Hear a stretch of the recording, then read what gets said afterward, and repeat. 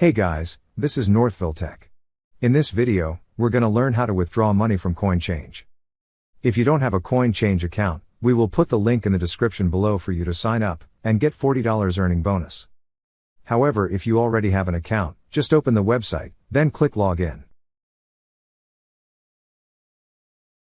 Now, log in with your email and password.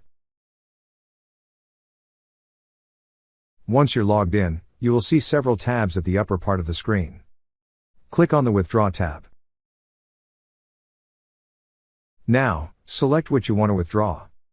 Click on the drop-down arrow to show the list of cryptos, then click on US dollar. After that, enter the amount to withdraw. You could also just click on 25%, 50%, or 100%. Then click on Next. Review the withdraw details. After reviewing and if everything looks good, click on the Withdraw button. And now your transfer request is added to the queue list, and will be processed shortly. That's how you withdraw money from Coinchange.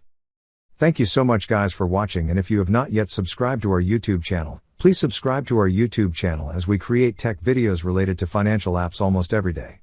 Also check out our website northvilletech.com for great tech articles, and our recommended resources in the description below for various sign-up bonuses.